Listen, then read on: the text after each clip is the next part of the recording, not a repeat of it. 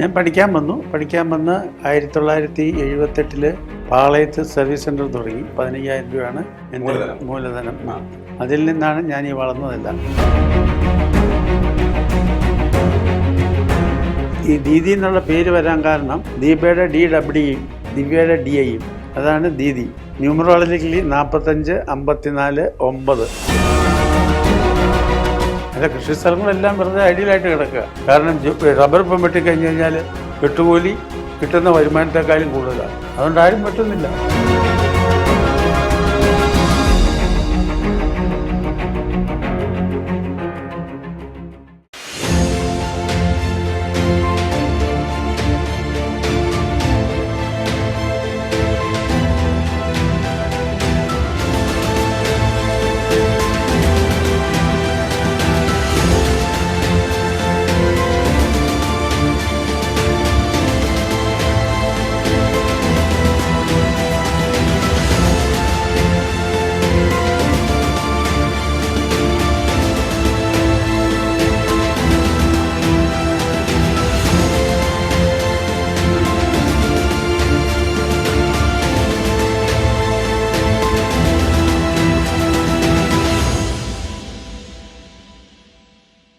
Welcome to coffee with Luke.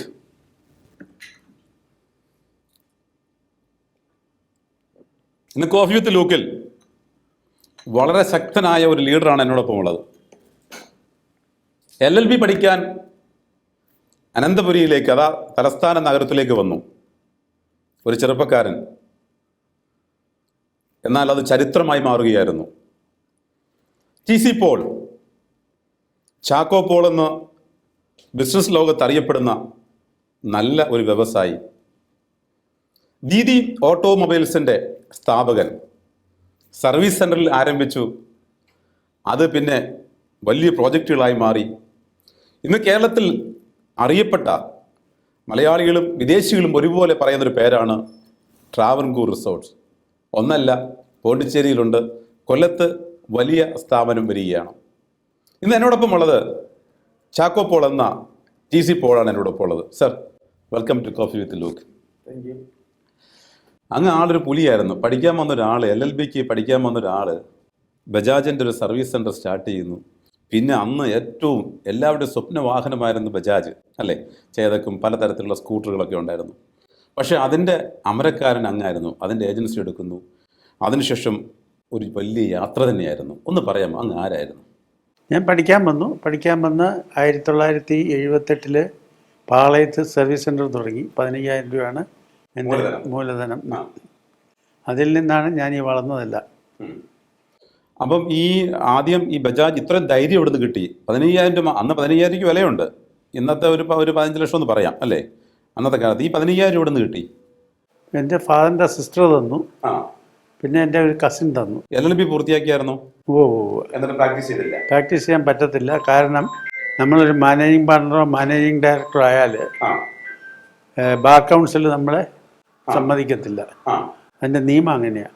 അതുകൊണ്ട് സന്നദ്ധ എടുക്കാൻ എടുത്തിട്ടില്ല, ഇതുവരെ ചെയ്തിട്ടില്ല. അപ്പോൾ ഏത് കോളേജിലാണ് പഠിച്ചത്? ലോ അക്കാഡമിയിൽ. അപ്പം നമ്മൾ രണ്ടും ഒരേ വിദ്യാർത്ഥികൾ. ഞാൻ ലോ അക്കാഡമിയിലെ. പക്ഷേ ചാക്കോ പോൾ എന്ന പറയുന്ന ഒരാൾ വളരെ ദീർഘവീക്ഷണത്തോളം വിഷണറി ലീഡർഷിപ്പുള്ള ഒരാളായിരുന്നു. പക്ഷേ ഇതിന് കിട്ടിയ റോൾ മോഡൽ ആരായിരുന്നു? ഇതൊക്കെ തുടങ്ങാനുള്ള തൻ്റെ ഫാദറിൻ്റെ നാടോ ആരുടെ നാടോ? അല്ല, ഫാദറിൻ്റെ നിന്നല്ല. ഫാദറിന് ഞാൻ പഠിച്ച എറണാകുളത്ത് വന്ന് പ്രാക്ടീസ് ചെയ്തിട്ട് രാഷ്ട്രീയത്തിൽ വരണമെന്നായിരുന്നു. കാരണം എൻ്റെ ഫാദർ രാഷ്ട്രീയക്കാരനായിരുന്നു. അതുകൊണ്ട് പുള്ളിക്ക് ഞാൻ രാഷ്ട്രീയത്തിൽ വരണമെന്നായിരുന്നു താല്പര്യം. എനിക്കധികം താല്പര്യമില്ലായിരുന്നു. അപ്പം ഞാനിങ്ങനെ ബിസിനസ് തുടങ്ങി അതിൽ നിന്ന് ദൈവം മാർഗം കാണിച്ചെന്ന് വളർന്നു. ഇതൊരു വലിയ അടിസ്ഥാന ഒരു വലിയ തത്വമാണ്. ഈ ഒരു യുവാവ് വലിയ ആഗ്രഹങ്ങളുമായി, തൻ്റെതായ ആഗ്രഹങ്ങൾ, പിതാവിനൊരു ആഗ്രഹമുണ്ടായിരുന്നു, പക്ഷേ തൻ്റെതായ ഒരു സ്വന്തമായ ആഗ്രഹമായിരുന്നു ഒരു പ്രസ്ഥാനം രൂപപ്പെടുത്തുക. അധ്വാനിച്ചു. ആ മൂലധനം അത് ഇന്ന് എത്ര പേര് നമ്മുടെ സ്ഥാപനത്തിൽ ജോലി ചെയ്യുന്നുണ്ട്? ഒരു 600-800 ഇടയ്ക്ക്. 800-ലധികം കുടുംബങ്ങൾക്ക് അങ്ങ് അത്താണിയാണ്. നമ്മുടെ സ്ഥാപനങ്ങൾ ഏതൊക്കെയാണെന്ന് പറയാം? ഒന്ന് ഓട്ടോമൊബൈൽസ് ഉണ്ട്, ഒന്ന് ബജാജ് ആയിരുന്നു, പിന്നെ ഒന്ന് ജീപ്പിൻ്റെ ഡീലർഷിപ്പ്. നേരത്തെ ഷെവർലെ ആയിരുന്നു. ഷെവർലെ ക്ലോസ് ചെയ്ത് പോയതോടുകൂടി ഞങ്ങൾക്ക് കോടാനുകൂടികളാണ് നഷ്ടപ്പെട്ടു പോയത്. അവരൊരു സുപ്രഭാതത്തിൽ അടച്ചിട്ട് പോയി. എനിക്ക് 4 ഔട്ട്ലെറ്റ് ഉണ്ടായിരുന്നു. തിരുവനന്തപുരം, കൊല്ലം, പത്തനംതിട്ട, തിരുവല്ല. 4 ഔട്ട്ലെറ്റ് തുടങ്ങാൻ അന്നത്തെ കാലത്ത് എത്ര കോടി രൂപ മുടക്കിയതാണ്. ഒരു സുപ്രഭാതത്തിൽ അടച്ചിട്ട് പോയപ്പോൾ ഈ പൈസ മുഴുവൻ പോയി. അത് വലിയൊരു പ്രതിസന്ധിയാണ്. പിന്നെ അന്ന് വണ്ടി തന്നെ 160 വണ്ടിയും കണ്ട് സ്റ്റോക്ക് ഉണ്ടായിരുന്നു. അതെല്ലാം പകുതി വിലയ്ക്കോ അത് താത്തി വിൽക്കേണ്ടി വന്നു. അങ്ങനെയും കൂടാനും കൂടിപ്പോയി. അതുപോലെ എടുത്തിട്ടില്ല, അവരെടുത്തില്ല. പിന്നെ ഈ റിസോർട്ട് മേഖലയിലേക്ക് എങ്ങനെയാണ് വന്നത്? കാരണം അങ്ങയുടെ റിസോർട്ട് ഒരു കൊട്ടാരത്തിൻ്റെ മുഴുവൻ ഭാഗവും കൊണ്ട് വെച്ചിരിക്കുക. അപ്പം റിസോർട്ടിലേക്ക് വരാനുള്ള കാര്യം എന്തായിരുന്നു? അതൊക്കെ ദൈവം തലയിലെടുത്ത് തരുന്നതാണ്. അങ്ങനെ എനിക്ക് പറയാനൊക്കെ ഉള്ളൂ. വേറെ ആരും പഠിപ്പിച്ചൊന്നുമില്ല. ദൈവമായിട്ട് മാർഗരേഖ ഇട്ട് തന്നു, ഞാനത്. അങ്ങനെ നല്ലൊരു ഈശ്വര വിശ്വാസിയാണല്ലേ? ഓക്കെ. അപ്പം ഇന്നിപ്പം അതിൽ ഏറ്റവും ബ്രാൻഡഡ് എന്ന് പറയുന്നത് ഇപ്പം ചൊവ്വര ട്രാവൻകൂർ അല്ലേ, ഹെറിറ്റേജ് റിസോർട്ട്. അത് ലേപ്പണ്ടി ആണെങ്കിലും പോണ്ടിച്ചേരിയിൽ ഏറ്റവും നല്ല പ്രോപ്പർട്ടിയാണ്. അത് എത്ര റൂംസ് ഉള്ളതാണ് പോണ്ടിച്ചേരിയിൽ? 70 കോട്ടേജസ്. 70 കോട്ടേജസ്. 16 പൂൾ വില്ലയാണ്. 16 പൂൾ വില്ലയും 70 കോട്ടേജസ്. ഇവിടെയാണെങ്കിലും ഇവിടെ 90. അപ്പോൾ ഏറ്റവും വലിയ വൈഡായിട്ടുള്ള ബീച്ചിന് അല്ലേ, വലിയ ബീച്ചാണല്ലോ അത്. നിങ്ങൾക്ക് ഇത്ര ഹൈറ്റ് ചൊവ്വരയിൽ ഇത്രയും ഹൈറ്റ് നിൽക്കുന്ന പ്രോപ്പർട്ടിയും അല്ലേ. അപ്പോൾ ഒന്ന് ചൊവ്വര എന്ന് പറയുന്ന ട്രാവൻകൂർ റിസോർട്ട്, ഞങ്ങൾക്ക് ധാരാളം ആളുകൾ വിദേശത്ത്, ഞാൻ അമേരിക്കയിൽ ജീവിക്കുന്ന ഒരാളെന്ന നിലയിലും ധാരാളം ആളുകളാണ് ഈ റിസോർട്ടിൽ വരുന്നത്. വളരെ നല്ല ആംബിയൻസ് ഉള്ള, ഞാൻ സൂചിപ്പിച്ചതുപോലെ ഒരു കൊട്ടാരത്തിൻ്റെ ഒരു ഭാഗം തന്നെ ഈ റിസോർട്ടിൽ കൊണ്ടുവച്ചിട്ടുണ്ട്. അപ്പോൾ അദ്ദേഹം പറഞ്ഞ ഒരു കാര്യം, ഇത് കോഫി വിത്ത് ലൂക്ക് ധാരാളം ചെറുപ്പക്കാരെ എക്വിപ്പ് ചെയ്യാൻ വേണ്ടിയാണ്. ഒരുപക്ഷെ നിങ്ങൾ നല്ല വിദ്യാഭ്യാസം തേടി നല്ല സാഹചര്യങ്ങൾ ഉണ്ടായിട്ടും എങ്ങും നിങ്ങൾ എത്തുന്നില്ല എന്നുണ്ടെങ്കിൽ TC പോൾ നിങ്ങൾക്കൊരു നല്ല ദൃഷ്ടാന്തമാണ്. 15,000 മൂലധനം, തൻ്റെ വലിയ വിഷണറി ലീഡർഷിപ്പ്, അത് വിവിധ പ്രസ്ഥാനങ്ങളിലേക്ക് 800-ലധികം കുടുംബങ്ങൾക്ക് അത്താണിയായി മാറി. ഇനി എന്താണ് അങ്ങയുടെ സ്വപ്നം? ഈ സ്വപ്നം കൊല്ലം തീർക്കണം. പിന്നെ കൊടൈക്കനാൽ ഒരു പ്രോപ്പർട്ടി മേടിച്ചിട്ടിട്ടുണ്ട്, അതും തീർക്കണം. അപ്പോഴത്തേനും പ്രായം 72ആയി. മുഖമൊക്കെ തീർക്കുമ്പോഴത്തേനും ഒരു 78 ആകും. പിന്നെ ദൈവമല്ലേ തീരുമാനിക്കുന്നത് എത്ര എന്താന്നുള്ളത്. അപ്പോൾ ഇനിയൊരു എത്ര വർഷം ഓടാൻ തീരുമാനിച്ചിരിക്കുക? അദ്ദേഹമാണല്ലോ പറയുന്നത്. പക്ഷേ എങ്കിലും നമ്മൾ അതൊന്നും അദ്ദേഹത്തിൻ്റെ തീരുമാനത്തിനനുസരിച്ച് ചലിക്കുകയാണ്. അത്രേ ഉള്ളൂ. എത്ര മണിക്കൂർ വർക്ക് ചെയ്യും? ഞാൻ രാവിലെ 9:30 ആകുമ്പോൾ ഇവിടെ ഓഫീസിൽ വരും. 6 മണി വരെ കാണും. എൻ്റെ ഓഫീസ് 2-3 ഓഫീസുണ്ട്, അവിടെ എല്ലാം കയറും. 6-6:15 ആകുമ്പോൾ വീട്ടിലേക്ക് പോകും. വൈകിട്ട് തിരിച്ചു പോകും. എവറി ഡേ ഇതാണ് റൊട്ടീന്.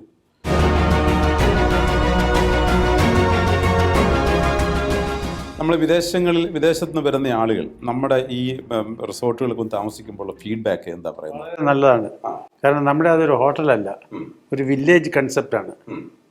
ഒരു വീടും തമ്മിൽ നല്ല അകലം, ക്രാംഡ് അല്ല. അപ്പോൾ ഒരു വില്ലേജിൽ ജീവിക്കുന്ന അതേ പ്രതീതിയാണ് ആ പ്രോപ്പർട്ടി കൊടുക്കുന്നത്. അപ്പോൾ അങ്ങേ ദൈവം മുകളിലിരിക്കുന്ന ആൾ ധാരാളം അനുഗ്രഹിച്ചിട്ടുണ്ട്.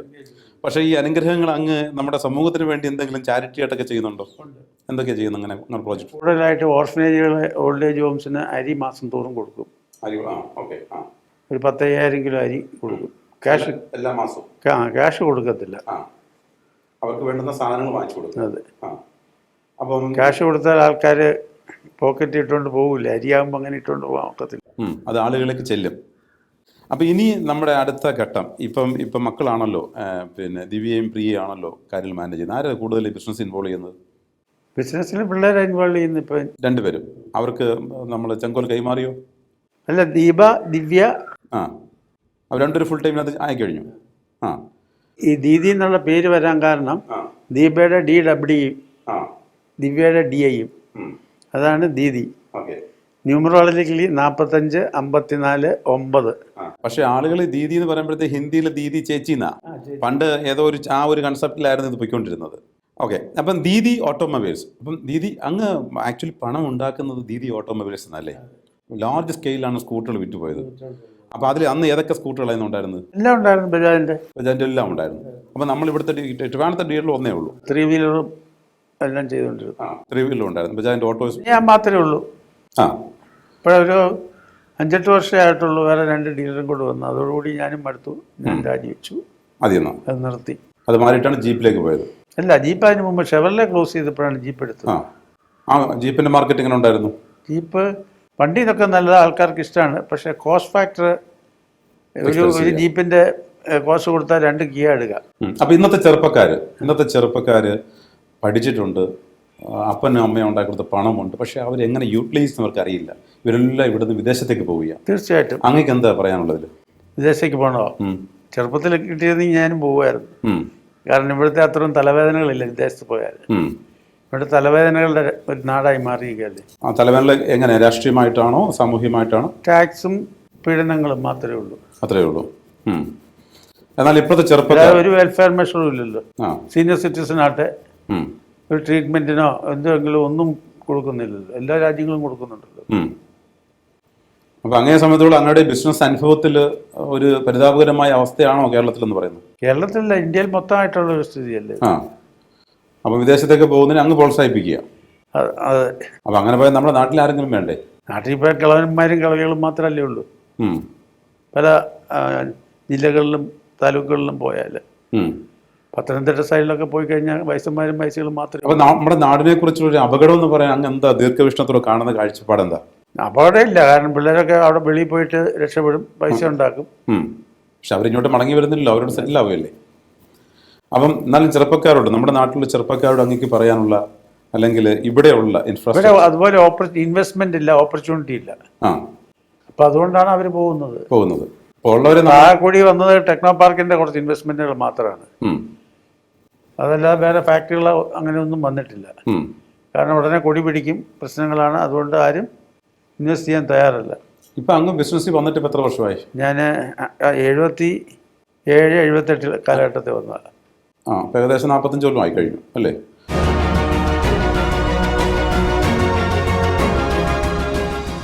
ഇത് കേരളത്തിലെ ഒരു അനുഭവം. ഇത് കാണുന്ന രാഷ്ട്രീയ, സാമൂഹിക, സാംസ്കാരിക നേതാക്കളൊക്കെ ഒന്ന് മനസ്സിലാക്കേണ്ടതാണ്. ദീദി ചാക്കോ പോൾ എന്ന് പറഞ്ഞ എല്ലാവർക്കും ഫെമിലിയർ ആയിട്ടുള്ളൊരു ഫിഗറാണ്. അദ്ദേഹത്തിൻ്റെ കഴിഞ്ഞ കാല അനുഭവങ്ങൾ ഇപ്പം നമ്മൾ നോക്കുമ്പോൾ ധാരാളം ഷോറൂമുകളൊക്കെ ഉണ്ട്. ഇപ്പോൾ ഷെവർലെ എന്ന വണ്ടി ധാരാളം വിറ്റുപോയ വണ്ടി പെട്ടെന്ന് അവർ ക്ലോസ് ചെയ്ത് പോയി. 160-ലധികം വണ്ടികൾ അദ്ദേഹത്തിൻ്റെ ഷോറൂമിലുണ്ടായിരുന്നു. കിട്ടിയ വിലയ്ക്ക് കൊടുക്കേണ്ടി വന്നു. കിട്ടിയ വിലയ്ക്കൊന്നും അതിലൊക്കെ താത്തി 50% അതെ. അപ്പോൾ എന്ന് വെച്ച് കഴിഞ്ഞാൽ ഇൻവെസ്റ്റ് ചെയ്ത പണങ്ങൾ നഷ്ടപ്പെട്ടു പോകുന്ന അവസ്ഥ ഒന്ന്. രണ്ടാമത്തെ കാര്യം ഇവിടുത്തെ സാഹചര്യം. കാരണം ഒരു തരത്തിലുള്ള വെൽഫെയർ ഇല്ല ഇവിടെ. സീനിയർ സിറ്റിസൺ ആയാലും അത് അദ്ദേഹത്തിൻ്റെ അനുഭവത്തിലാണ്. അതിൻ്റെ ആഴത്തിലേക്ക് ഞാൻ പോയിട്ടില്ല. പക്ഷേ എങ്കിലും കേരളം ദൈവത്തിൻ്റെ സ്വന്തം നാടാണ്. ചെറുപ്പക്കാർ അവർക്ക് അദ്ദേഹം പറഞ്ഞത് ടെക്നോ പാർക്ക് പോലുള്ള സ്ഥാപനങ്ങൾ മാത്രമാണ് ഇൻവെസ്റ്റ്മെൻറ്റ് വന്നിരിക്കുന്നത്. പക്ഷേ സാറേ, നിങ്ങളൊക്കെ ആ ഒരു കാലഘട്ടത്തിൽ ഒന്നുമില്ലാതെ വളർന്നു വന്നവരാ. നിങ്ങളുടെ ബിൽ പവർ കൊണ്ട് വളർന്നു വന്നവരാ. അപ്പോൾ നമ്മുടെ ചെറുപ്പക്കാർക്കും അവർക്കും ഇവിടെ ഇഷ്ടംപോലെ കൃഷി സ്ഥലങ്ങളുണ്ട്, അല്ലെങ്കിൽ നല്ല വിദ്യാസമ്പന്നരാണ്. എന്ത് ചെയ്താലും ഇവിടെ പണം ഉണ്ടാക്കാൻ പറ്റും. അല്ല, കൃഷി സ്ഥലങ്ങളെല്ലാം വെറുതെ ഐഡിയലായിട്ട് കിടക്കുക. കാരണം റബ്ബർ ഇപ്പം വെട്ടിക്കഴിഞ്ഞ് കഴിഞ്ഞാൽ വെട്ടുകൂലി കിട്ടുന്ന വരുമാനത്തെക്കാളും കൂടുതലാണ്. അതുകൊണ്ട് ആരും വെട്ടുന്നില്ല. കോഫി വിത്ത് ലോക്കൽ ഈ ടോക്കറിന് വിരാമം ഇടുക. 3 ചിന്തകൾ ഞാൻ നിങ്ങളുടെ മനസ്സിലേക്ക് ഓരിടുക. ഒന്നാമത്തത്, നിങ്ങൾ ആരാണ്, നിങ്ങൾ എങ്ങോട്ടാണ്, നിങ്ങൾ എന്തിനാണ്. തോട്ടുങ്കൽ ചാക്കോ പോൾ എന്ന് പറയുന്ന ഒരു യുവാവ്, തൻ്റെ ദീർഘവീക്ഷണത്തോടു കൂടിയുള്ള കാഴ്ചപ്പാട്, സ്ട്രോങ് ഡിറ്റർമിനേഷൻ, അദ്ദേഹം വലിയ വെന്നിക്കുടി പാറിച്ചു. ഇന്ന് ഈ അനന്തപുരിയിൽ, ഈ തലസ്ഥാന നഗരിയിൽ മാത്രമല്ല, ഇന്ത്യയുടെ വിവിധ ഭാഗങ്ങളിൽ തൻ്റെതായ പ്രസ്ഥാനങ്ങളുണ്ട്. തൻ്റെ നല്ല പുരുഷ ആയുസ്സിൽ അധ്വാനിച്ചു, ഇപ്പോഴും അധ്വാനിക്കുന്നു. അതിനുശേഷം തൻ്റെ മക്കളെ ചുമതല ഏൽപ്പിച്ചിട്ട് അദ്ദേഹം നമ്മുടെ നാടിനെ സസൂക്ഷ്മം വീക്ഷിക്കുകയാണ്. അദ്ദേഹം പറഞ്ഞ 3 ചിന്തകൾ ഇതാണ്. ഒന്നാമത്തെ കാര്യം, നമ്മൾ അധ്വാനിച്ചു കഴിഞ്ഞാൽ പലതും നേടാൻ കഴിയും, പക്ഷേ ഉറച്ച തീരുമാനമുണ്ടായിരിക്കണം. രണ്ടാമത്തത്, പരാജയങ്ങൾ. ചിലപ്പോഴൊക്കെ എനിക്ക് പരാജയങ്ങൾ സംഭവിച്ചിട്ടുണ്ടല്ലേ? എല്ലാവർക്കും അവരല്ലോ. അവൾ ഏറ്റവും വലിയ പരാജയം എന്തായിരുന്നു നമ്മുടെ ജീവിതം? ദൈവം തന്നെ ഒരു കുന്നുള്ളപ്പോൾ ഒരു കുഴി സൃഷ്ടിച്ചിട്ടുണ്ട്, ഇല്ലേ? അപ്പം അങ്ങനെ അല്ലെങ്കിൽ സങ്കടപ്പെടുത്തി എന്തെങ്കിലും സാഹചര്യമുണ്ടോ? ഇല്ല, അങ്ങനെ ഒന്നും ഒരു പതറ്റിക് സിറ്റുവേഷനിലേക്ക് അങ്ങനെ ഒന്നും പോയിട്ടില്ല. എനിവേ, അദ്ദേഹം വളരെ ഭാഗ്യവാനാണ്. പക്ഷേ ഒരു കാര്യം എന്നെ വളരെ ആശ്ചര്യപ്പെടുത്തി. അദ്ദേഹം എന്ത് പറഞ്ഞാലും മുകളിലേക്ക് നോക്കുന്ന ഈശ്വരൻ്റെ സാന്നിധ്യം, ഈശ്വരൻ തരുന്ന ആയുസ് ആ ദൈവത്തിന് വേണ്ടി തിരിച്ചു നൽകി അത് മറ്റുള്ളവർക്ക് വേണ്ടി അത്താണിയായി തീരുവാനുള്ള വലിയ ആഗ്രഹം. Sir, thank you so much. അങ്ങ് വളരെ നല്ല മാതൃകയാണ്. അങ്ങയുടെ ധീരമായ കാൽവെപ്പുകൾ അല്ലെങ്കിൽ വരും തലമുറകൾക്കും അങ്ങയുടെ തലമുറകൾക്കും ചരിത്രപരമായ മുന്നേറ്റം ഉണ്ടാക്കാൻ കഴിയട്ടെ എന്ന് ഞാൻ പ്രാർത്ഥിക്കുന്നു. കാണാം അടുത്ത ലക്കം വീണ്ടും.